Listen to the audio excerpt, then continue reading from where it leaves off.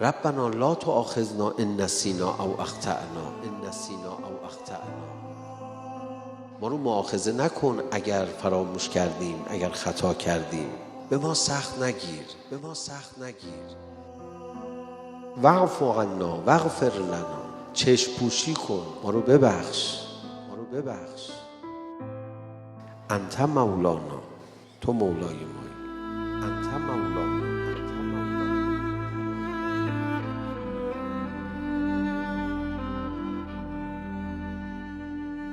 انت مولانا. این نقطه ضعف خداست، میدونید؟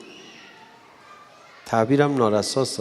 بچه ها رو مادره میخواد تنبیه کنه، بچه کافیه بگه مامان، تو مامان منی، خدایا به من رحم کن. برای چی؟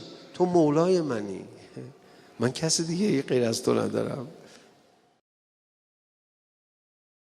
یه اربابی یه مهمانی داشت، بعد نوکرش هی براش غذا می آورد. در غذا آوردن هی خطا میکرد، اینم هی دعواش میکرد، هی پیش این مهمان میگفت بابا اینا هم که هی بعد این غلامش رو میگفت.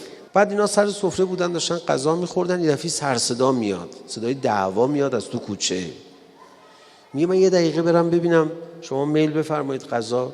بعد رفت و تو کوچه و بعد چند دقیقه دعوای حل و فصل شد. اومد، چی شده بود؟ هیچی، غلام منو داشتن میزدن، رفتم نجاتش دادم، فلان شده.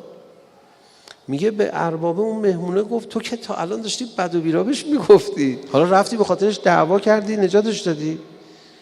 اربابه برگشت گفت که خب بالاخره غلاممه، کسی غیر من نداره، من که نمیتونم بذارم کتک بخوره. بالاخره غلاممه، کسی غیر من نداره. این آدمه، یه آدم معمولیه، شاید هیچ چیش خدا به تو نرفته باشه.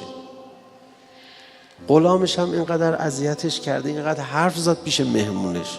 تو هیچ وقت پیش مهمونات حرف نمیزنی علیه من، آبرو منو نمیبری، بعد میذاری من بیرون کتک بخورم، تو منو ول میکنی.